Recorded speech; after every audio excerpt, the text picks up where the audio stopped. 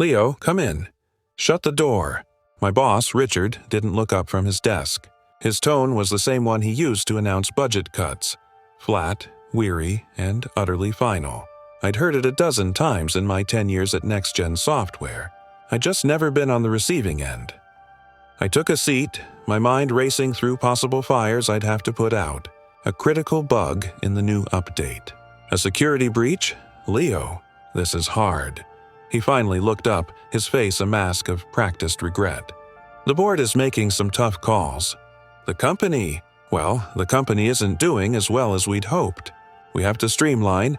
We have to make cuts. I relaxed slightly. Richard, I understand. I can look at the Q3 projections again. Maybe we can trim the... It's not the projections, Leo, he interrupted, his voice softening into something far more dangerous. It's you. We're having to let you go. The air left the room. I couldn't have heard him right. Let me go? What are you talking about? My team just shipped the Horizon OS update. It's our most successful launch ever, and it's fantastic work. Truly. But your position, it's a senior-level salary. We're restructuring. We're going to have your juniors, Ben and Chloe, take over the core architecture. They're hungry, and frankly, cheaper. I stared at him dumbfounded. Ben and Chloe were smart, but they were kids. I'd trained them. The entire architecture of every product NexGen sold was in my head, woven into code I'd written. This is a mistake, Richard. It's not a discussion. Leo, it's a decision. He slid a folder across the desk. Severance, 3 months' pay, a non-disclosure agreement. HR will escort you out. Clean out your desk. And just like that, a decade of my life ended. I walked out of that office in a daze, past the pods where Ben and Chloe were still working, oblivious. They didn't meet my eyes. The security guard watched me pack a single box of my personal things, a framed photo, a lucky trinket, and walked me to the front doors like a criminal. Hi, I'm Leo. For 10 years, I was the invisible engine of NexGen Software. And that day, they decided they didn't need the engine anymore. Today, I'm going to tell you how I discovered they were wrong, and how I took their company apart with the very paperwork they'd forgotten existed. The first week was a blur of anger and self-pity. The second week, the anger hardened into something cold and sharp. I couldn't sleep. I kept thinking about the look on Richard's face. Not regret. Convenience. During week 3, my lawyer called.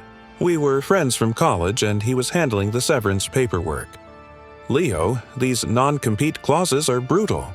They own everything you've ever breathed on, he said. But I was looking through your old initial contract and the patent assignments. It's weird. What's weird? I asked, barely listening. The patents for the core UI interaction logic and the kernel scheduling system for the Horizon OS, they're not assigned to NexGen. The filings list you as the sole inventor and owner. They must have missed these two in the paperwork when they had you sign over everything else years ago. It's an oversight.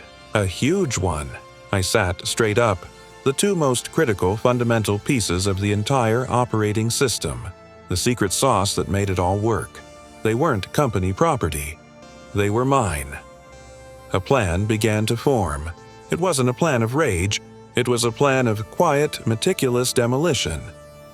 I didn't call Richard. I didn't threaten. I called a rival tech giant, Omnicorp. I set up a meeting. I understand you've been trying to reverse engineer the Horizon OS for your new line of tablets, I said to their stern-faced CEO. It's a slow process and litigious. I can give you the keys to the kingdom. Right now. I laid the 2 patents on the table. Their lead engineer examined them, his eyes widening. This is it. This is the entire foundation. How? I wrote it, I said simply. And I'm willing to sell. Exclusive, perpetual license. For $100 million. They didn't even flinch. It was a bargain for them. The deal was done in a month. I was suddenly, impossibly, rich. But the money wasn't the point.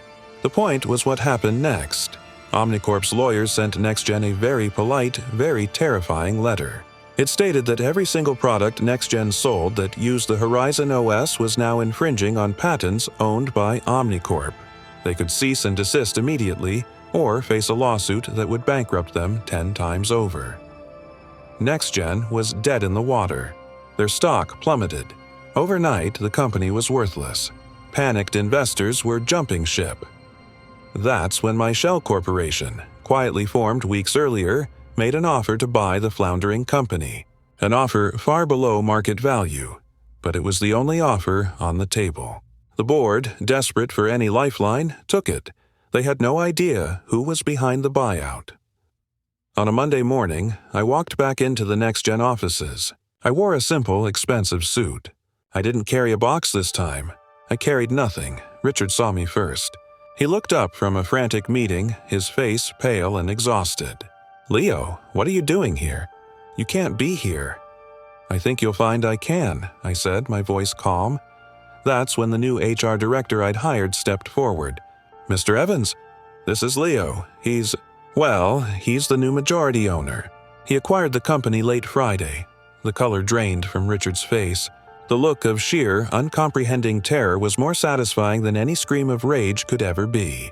Ben and Chloe dropped their coffees. I didn't fire them. Not that day. I called an all-hands meeting. I stood on the same stage where Richard had once praised our family culture. "My name is Leo," I began, the room utterly silent. "As you know, the company has been through a difficult period. We're not out of the woods yet, not even close. To ensure our survival, we need to make some tough decisions. We need to streamline." I let the word hang in the air, the same word Richard had used on me. "Effective immediately. All salaries for management and senior architecture staff will be reduced by 30%. Indefinitely." The room erupted in gasps and muttered protests. Richard looked like he'd been shot. "You can't do this," he finally sputtered, standing up. "I can," I said, my voice cutting through the noise. "It's a business decision. We're restructuring. After all," I added, locking eyes with him, my expression neutral. "The company isn't doing well." I turned and left the stage. I didn't look back at the chaos I'd created. I didn't need to fire them. The humiliation was a slower, more exquisite punishment. Watching Richard, who had valued cost over loyalty, have to count every penny. Watching him explain to his family why he could no longer afford his lifestyle. That was the true revenge. They all quit within 6 months. Every single one of them. And me? I still own the company. I run it remotely. It's profitable now. I fix the problems. Because I was always the one who could, so I have to ask. If the company you bled for threw you away to save a few dollars, would you walk away? Or would you buy the entire boardroom and make them live by their own ruthless philosophy?